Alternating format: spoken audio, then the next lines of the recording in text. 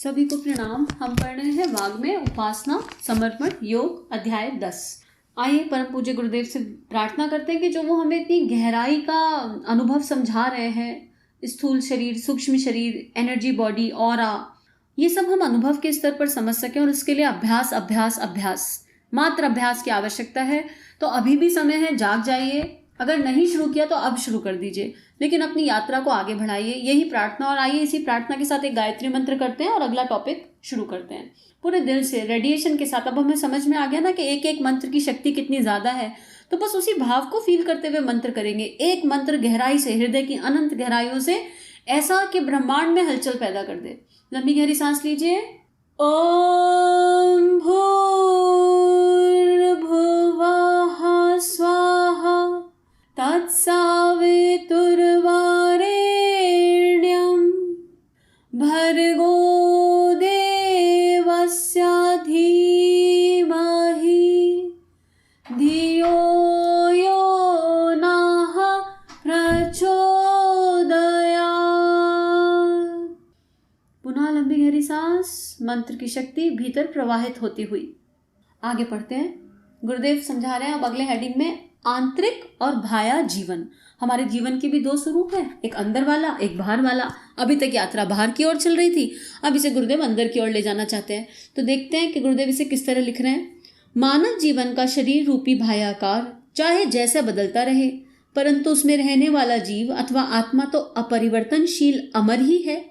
जब हमारा जीवन ही विश्व का शाश्वत सत्य है, तो उसका बाह्य साधन शरीर में चाहे जैसा परिवर्तित होता रहे, उसमें आत्म तत्व के स्थायित्व में अंतर नहीं पड़ता। यह कहा जाता है कि प्रभु अनंत ब्रह्मांडों के नाथ हैं। इसका आशय यही है कि विश्व में इस स्थूल लोक के अतिरिक्त और भी अनेक लोक और ब्रह्मांड हैं। यदि किसी व्यक्ति की मृत्यु हो जाती है, तो उससे हमको यह नहीं समझ लेना चाहिए कि उसके जीवन का अंत हो गया। इसका अर्थ यह भी लगाया जा सकता है कि नए लोक में एक नए जीवन का आरंभ हो गया, क्योंकि इस जीवन का तो नाश कभी ना कभी होना ही है। किंतु जीवात्मा इस स्थूल लोक और शरीर को त्याग कर इसके पश्चात आने वाले लोक के नए आकार में जीवन क्रम को चालू रखती है। जीवात्मा का स्वभाव इसी प्रकार एक सीढ़ी चढ़कर उन्नति करने का होता है। वह कूदकर या छलांग मारकर इस मार्ग को तय नहीं कर सकती। जिस तरह स्थूल लोक में तरह तरह के मनुष्य हैं, उसी तरह सूक्ष्म लोक में भी भांति भांति की मानसिक स्थिति वाली जीवात्मा दिखाई पड़ती हैं। इसको अगर सिंप्लीफाई करें ना, तो एक किताब है बड़ी अच्छी सी, जीवात्मा जगत के नियम, लॉज ऑफ स्पिरिट वर्ल्ड। वैसे तो बहुत सारी किताबें हैं, इसमें इसका बहुत सुंदर रूपांतरण दिया है। क्या है कि ना, जैसे ऐसा मान लो कि 7 लोक हैं और हर लोक में 7 लेयर्स हैं, 7 लेवल्स हैं, ठीक है। और मध्य का लोक पृथ्वी लोक है। उन 7 लेवल्स में जो बिल्कुल मध्य वाला है वो जो है पृथ्वी लोक है। अब जो बॉटम वाले हैं वो तो बिल्कुल वो आत्माएं हैं जो अभी जाग ही नहीं रही, अंधकार में पड़ी हुई हैं, जो लेवल 1 लेवल 2 पर है, ठीक है। वो बिल्कुल जाग ही नहीं रही। और लेवल 1 के भी 7 लेयर, फिर लेवल 2 के भी 7 लेयर, ऐसा है। तो धरती वाला जो है ना, धरती पे हर तरह के लोग हैं, हर तरह के मनुष्य हैं। धरती मान लीजिए, एग्जाम्पल के लिए विजुलाइज कर लीजिए कि लेवल 3 है। हम लोग लेवल 3 के कहीं मिड में एग्जिस्ट करते हैं। अब हमारी यात्रा जो है ना, लेवल 3 से लेवल 3 के एक एक आयाम को पार करते हुए लेवल 4, लेवल 5, लेवल 6, और इसमें भी हर लेवल के 7 लेयर, उनको पार करने की यात्रा है। तो और हर लेवल पर एक नया लोक मान लो, और इतने सारे लोक हैं कि हम अंदाजा भी नहीं लगा सकते, हम सोच भी नहीं सकते। तो हमारी जो यात्रा है वो अनंत से अनंत तक है। शरीर गया, लेकिन जीवात्मा अजर अमर अविनाशी है। बिल्कुल जीवात्मा, ये जो शरीर है ना, ये एक तरह का वस्त्र है। हम नए कपड़े खरीदते हैं, पहनते हैं, कपड़े घिस जाते हैं तो किसी को दे देते हैं या फेंक देते हैं, टीयर हो गए तो, ठीक है। अब ये आत्मा के लिए शरीर क्या है? एक वस्त्र है। आत्मा ने वस्त्र लिया शरीर रूपी। अगर लेसन पूरे हो गए तो ठीक है, और जब लगता है कि लेसन पूरा नहीं हो रहा इस वस्त्र से, तो इस वस्त्र को त्याग देती है और फिर दोबारा जन्म ले लेती है। अब दोबारा जन्म पृथ्वी लोक पर ही होगा कि ऊपर के लोक पर होगा, ये डिपेंड करता है कि हमने जीवन कैसा जिया, हम जो करने आए थे वो कर पाए कि नहीं। क्योंकि जब भी हम जन्म लेते हैं, हम एक निश्चित उद्देश्य के साथ जन्म लेते हैं। आत्मा जब जन्म लेती है तो एक निश्चित उद्देश्य होता है जन्म लेने के पीछे, कि किसी को करुणा सीखनी होती है, किसी को अहिंसा, किसी को दया, किसी को संवेदना, किसी को एंगर मैनेजमेंट। आत्म स्तर के भी अलग अलग उद्देश्य होते हैं, है ना। किसी को अहंकार से ऊपर उठना सीखना है, बहुत सारी लर्निंग्स हैं। अब डिपेंड करता है कि हम अपनी लर्निंग पूरी कर पाए या फंस गए फिर से माया जाल में। मान लो मैं इस जन्म सीखने आई हूँ कि मुझे एंगर मैनेजमेंट सीखना है, ठीक है। अब एंगर मैनेजमेंट सीखने आई हूँ तो मेरे आसपास ऐसे ही लोग होंगे जो मुझे गुस्सा दिलाएंगे बार बार, नेचुरल है ना, क्योंकि मुझे शांति की प्यास थी। तो जब तक पृथ्वी पर टेस्ट नहीं होंगे पता कैसे चलेगा कि सीखे कि नहीं सीखे।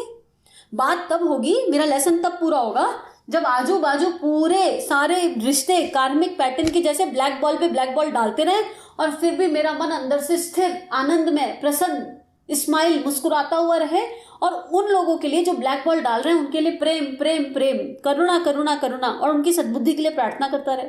कोई हर्ट ही क्रिएट ना हो, कोई डिप्रेशन ही ना हो, कोई एंजाइटी ना हो। तब मेरा लेसन पूरा हुआ कि शांत रहना किसे कहते हैं, मतलब गुस्से को जीतना किसे कहते हैं, कि गुस्सा आता ही नहीं अब चाहे कोई कुछ कर ले। अब जैसे ही मुझे ये लगेगा कि मुझे गुस्सा नहीं आता, टेस्ट का लेवल थोड़ा हाई हो जाएगा, सिलेबस थोड़ा सा कठिन होगा ना, तभी तो पता चलेगा। अब फर्स्ट क्लास के बच्चे को 10th की पढ़ाई तो नहीं दे सकते, लेकिन जब 10th का बच्चा है तो उसे 10th का क्वेश्चन पेपर दिया जाएगा। अब जब 10th का बच्चा कहता है मुझे सब कुछ आ गया तो 11th का सिलेबस सामने आ जाता है।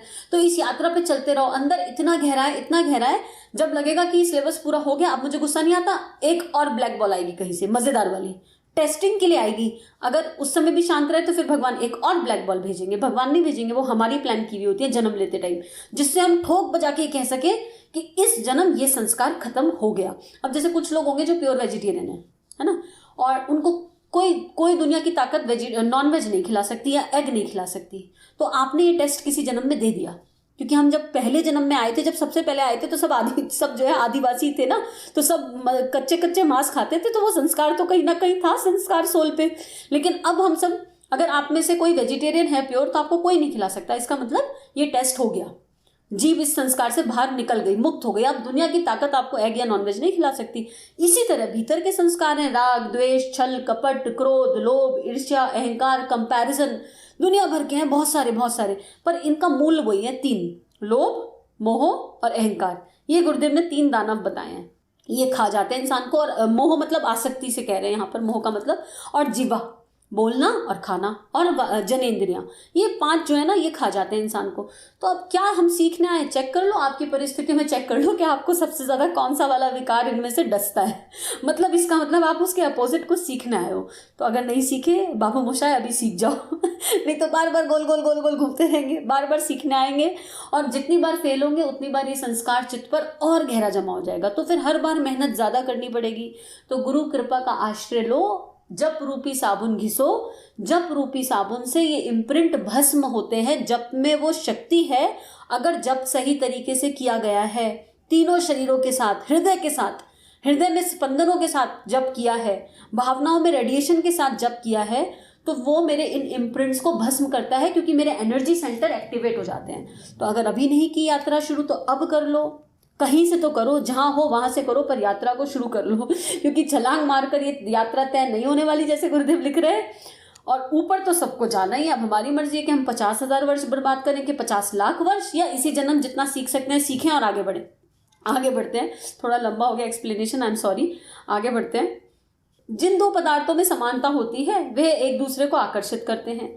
यह नियम सृष्टि में सदैव कार्य करता है, और इसके फलस्वरूप हम अपने जीवन के अनुकूल विचारों तथा शक्तियों को सूक्ष्म भुवन में से आकर्षित करते रहते हैं। इस प्रकार बाहरी विचारों का हमारे ऊपर प्रभाव पड़ना बहुत से लोगों को ठीक मालूम नहीं पड़ता, पर जब इस विषय में सोचते हैं तो इसके लाभ हमारी समझ में आ जाते हैं। हम सबका जीवन जो एक ही मूल स्रोत से प्रकट हुआ है, हम सबका जीवन जो एक ही मूल स्रोत से प्रकट हुआ है, हम सब इस सर्व जगत जीवन में एक दूसरे से जुड़े हुए हैं। इसके सिवाय यह भी कहा जा चुका है कि किन विचारों को अपने भीतर स्थान देना है अथवा किस प्रकार की स्थिति को अपनी तरफ आकर्षित करना है, यह बात भी हमारे अधिकार में है। हमें संयोगों के गुलाम नहीं वरन स्वामी हैं। संयोगों या अवसरों के अधीन होना या ना होना यह हमारे ही हाथ में है। इसको ना, इस पैराग्राफ को ऐसे समझने की कोशिश करते हैं, जो मैं इस समय अनुभव कर रही हूँ ना, वही आप अनुभव कर रहे हो इस टाइम, क्योंकि हम कहीं ना कहीं एक ही हैं। जो आप अनुभव कर रहे हो वो हर आत्मा अनुभव कर रही है, मैं भी अनुभव कर रही हूँ। लेकिन क्योंकि हमारी आत्मता का विस्तार नहीं हुआ अभी, तो हमें एक दूसरे का सुख दुख प्रेम समझ नहीं आता। हम अपनी स्वार्थ में, संकीर्णता में इतने खोए हुए हैं। अब मानो विजुअलाइज करो बीच में सूर्य, ठीक है, सूर्य की बहुत सारी किरणें, प्रकाश किरणें बह रही हैं, फैल रही हैं। अब किसी एक किरण को इमेजिन करो, एक किरण है सूर्य से पृथ्वी तक आई। अब इस किरण पर ये एक, मान लो ये एक रास्ता है, ये एक मार्ग है, ये किरण नहीं है, एक मार्ग है सूर्य से पृथ्वी पर आने का और पृथ्वी से वापस सूर्य पर जाने का। अब इसी एक मार्ग पर बहुत सारी आत्माएं, लाखों करोड़ों आत्माएं चल रही हैं dot dot dot dot dot के फॉर्म में, ठीक है। अब एक आत्मा इस मार्ग पे सबसे आगे होगी और एक सबसे पीछे होगी, लेकिन क्योंकि वो इसी सूर्य की किरण पर चल रही हैं, एक्चुअली इसी सूर्य की किरण का विस्तार है, तो जो सबसे लास्ट में है नंबर 1 पर और जो 50 लाख नंबर पर है वो भी आपस में जुड़ी हुई हैं, लेकिन पता तो नहीं चल रहा ना, क्योंकि एक आगे और एक पीछे है।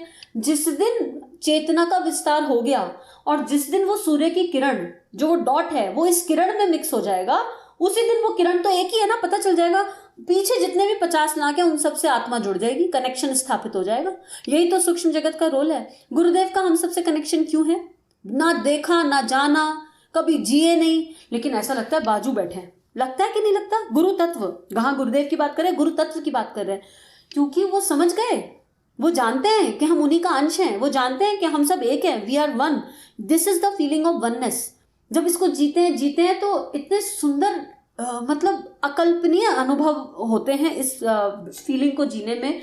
और उसके लिए फिर क्या चाहिए? कृपा। कृपा से क्या मिला? ज्ञान। और उस ज्ञान के आधार पर अभ्यास अभ्यास अभ्यास। गुरु कृपा हर क्षण बरस रही है, हर पल बरस रही है। हम उठ जाएं और जाग जाएं और अपने मूल स्रोत तक पहुंच जाएं तो सब कुछ सॉल्ट आउट हो जाएगा, फिर कोई बात ही नहीं रहेगी। तो हम परिस्थितियों के गुलाम नहीं, हम परिस्थितियों के निर्माता हैं, नियंत्रण करता है, स्वामी है। यही बात गुरुदेव लास्ट लाइन में लिख रहे हैं कि हम संयोगों के गुलाम नहीं वरन स्वामी हैं। संयोग या अवसरों के अधीन होना ना होना हमारे हाथ में है। जो मैं यूनिवर्स से बुलाऊंगी वो मेरे पास आएगा ही आएगा। अभी बहुत सारे लोग ऐसे दिखते हैं जो फाइनेंशियली बड़े वीक है, ठीक है, आर्थिक समस्या है, पूरा दिन उस आर्थिक समस्या को रोते रहते हैं। उनकी भावनाएं अनुचित नहीं है। जो जी रहा है, जो जान रहा है, वही तो जानेगा। जिसने वो दर्द सहा वो जानेगा। उनके लिए पूरी सद्भावनाएं मन में, पूरी करुणा और पूरी प्रार्थना है कि जो उनके लिए श्रेष्ठ हो जाए। लेकिन एट द सेम टाइम अगर आप किसी फाइनेंशियल क्राइसिस से जूझ रहे हो तो आप एक 90 दिन एक्सपेरिमेंट कर लो, अपने को ब्रह्मांड की श्री की शक्ति से जोड़ दो। आप डेली आंख बंद करके भावना करो कि मैं ब्रह्मांड की श्री की शक्ति से पूरी तरह जुड़ा हुआ हूं और ब्रह्मांड की सारी श्री मेरे चरणों में है, मेरे पास है और मैं उसका सदुपयोग कर रही हूँ। और श्री में केवल पैसा नहीं आता, यहाँ लक्ष्मी इमेजिन मत करना। श्री मतलब एबंडेंस में सारे दिव्य भाव। श्री आएगी तो श्री के साथ देव्य गुण आएंगे, श्री के साथ प्रेम आएगा, करुणा आएगी, संवेदना आएगी। और जिसके पास आत्मबल आएगा, सबसे इंपॉर्टेंट, जिसके पास आत्मबल आ गया उसके पास बाहर की लक्ष्मी तो ऑटोमेटिक आएगी। लेकिन फिर दिन भर खुद को दीनहीन नहीं मानना, अरे मुझे पैसे की तंगी है, अरे मुझे परेशानी है, नहीं। उस एक विचार में स्थित रहना। बार बार लाइफ ब्लैक बॉल डालेगी, बार बार अपने आप को बताना नहीं कोई बात नहीं, ये एक समय है, निकल जाएगा, मैं अपनी मेहनत करूंगा। यहाँ मेहनत से चोरी नहीं कर सकते। अपने अभ्यास, अभी भी एफर्ट तो आप अभी भी डाल रहे हो, लेकिन उस एफर्ट के पीछे का जो भाव है ना वो दीनहीन है। कोशिश करते हुए भी संशय, पता नहीं सक्सेसफुल होंगे या नहीं। कोशिश कर रहे हैं लेकिन डाउट के साथ, पता नहीं रिजल्ट आएगा या नहीं, हाय पता नहीं ये डील सक्सेसफुल होगी या नहीं, पता नहीं इस नौकरी में कुछ गड़बड़ ना हो जाए, पता नहीं नौकरी लगेगी या नहीं। इंटरव्यू देने जाने से पहले डरे होते हैं, नौकरी लगेगी या नहीं। त्याग दो सारे भय, ड्रॉप एवरीथिंग। जो मेरे लिए श्रेष्ठ है मुझे मिलेगा ही। मुझे इस पल में सारी मेहनत करनी है, जितनी शक्ति मेरे पास है, जो परमात्मा ने मुझे एहसास करा दी, मुझे उस शक्ति का सदुपयोग करके जीवन में आगे बढ़ना है। ये वाले पल में भय मुक्त होकर जियो और श्री की शक्ति से खुद को कनेक्टेड मानो और आप देखोगे अबंडेंस में दिव्य भाव आपके अंतरात्मा में उतर जाएंगे। और फिर समाज की, संसार की कोई शक्ति आपको रोक नहीं सकती कुछ श्रेष्ठ करने के लिए। लेकिन जब वो श्री आ जाए तो स्मरण रखना कि ये श्री क्यों आई है? श्रेष्ठ कर्मों में लगने के लिए। संग्रह के अंदर मत चले जाना, अपनी दिव्यता को, अपने भीतर की दिव्यता को जागृत रखना, परमात्मा की कृपा से आई हुई चीज का सदुपयोग करना, ये हमेशा ध्यान रखना। तो आज के लिए इतना ही स्वाध्याय करते हैं। सभी को थैंक यू, सभी को प्रणाम, गुरु शक्ति को बहुत बहुत प्रणाम और आप सबके लिए बहुत बहुत अनंत अनंत प्रार्थनाएं हर क्षण हर पल। सभी को पुनः प्रणाम। हमारे YouTube चैनल को सब्सक्राइब करें और बेल आइकन को दबाकर ऑल पर क्लिक करें ताकि नोटिफिकेशंस आपको मिलती रहें।